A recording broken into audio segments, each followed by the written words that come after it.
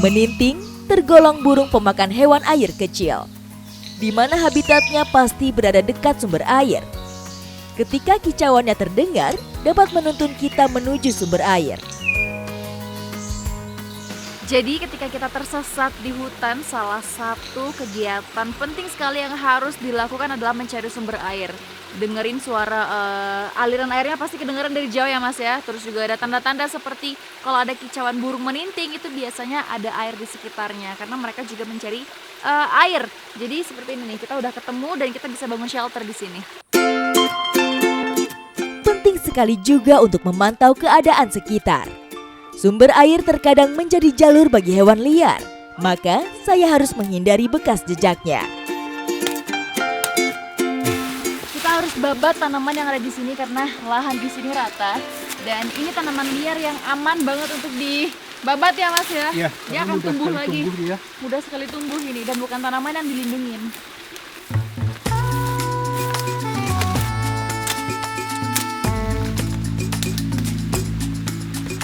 Tidak banyak pohon dekat sini untuk mengikat flysheet, sehingga saya menggunakan cara lain dengan memasang pasak di tanah.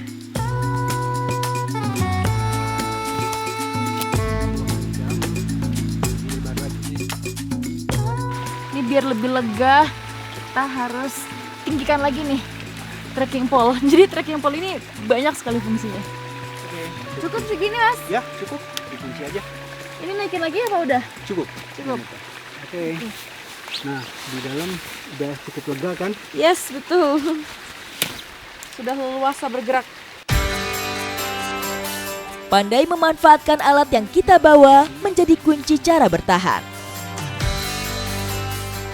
Ketika tersesat atau mengalami disorientasi, langkah awal yang harus segera dilakukan adalah mencari tempat beristirahatan dan mendirikan shelter seperti ini. Jadi ketika perut lapar atau kehabisan stok makanan minuman, sudah ada di sini air yang tersedia dan tinggal mencari ke sekeliling karena alam pasti menyediakan sesuatu yang bisa kita manfaatkan.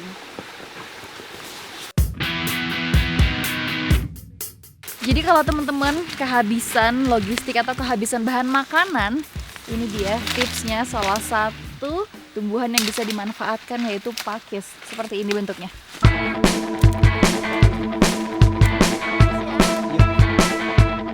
Ini sebagai salah satu sumber makanan pengenyang karena dia mengandung karbohidrat ya Mas ya. Terus juga yang ini kandungan airnya banyak banget karena lendirnya itu lebih banyak. Ini berlendir gini aman Mas dikonsumsi? Nah, jadi gini, ciri-ciri tanaman yang beracun apa enggak ketika dimakan, kita ada alergi atau tidak ketika dimakan, kita cobakan dulu ke kulit. Oh, ditempel ke kulit? Ya, ditempel ke kulit. Ini kan ada kayak jelly-jelly gitu. Kita coba tempel ke kulit. Yang bagian sini biasanya sensitif kan. Oh, gitu. Nah, ini kalau dalam 3-5 menit itu kita terasa gatal, berarti jangan dimakan. Oh, Ya. kalau dia aman berarti aman juga untuk dimakan? Ya. Kalau tidak gatal? Oh, itu lebih itu aman dimakan. Jadi indikatornya itu, tubuh kita bisa nggak nerima itu. Kalau misalnya ada gatal, jangan.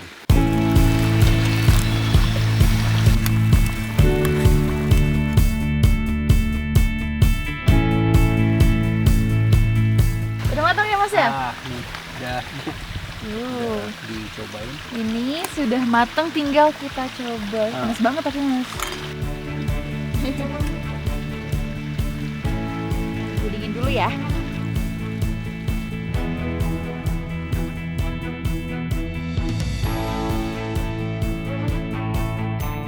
Kunci ketika sedang tersesat di hutan ataupun mungkin di gunung adalah stop ya Mas ya, singkatannya. S-nya adalah stop, berhenti, tenangkan diri, terus kemudian T-nya adalah thinking, O-nya observe, mengamati di sekitar kita karena sebenarnya alam itu menyediakan apapun yang kita butuhkan, dan P-nya adalah plan yang terakhir. Jadi ketika kita tenang, kita tahu harus berbuat apa. Seperti itu Mas ya. Jadi kuncinya adalah tenang. Kisah yang dibagikan Naomi menjadi pelajaran berharga bagi seorang pendaki. Tidak cukup berbekal fisik kuat dan sehat. Mengelola emosi, persiapan mental dan fokus jadi modal yang tidak kalah penting. Stamina dan mental yang matang jadi bekal utama untuk menghadapi alam.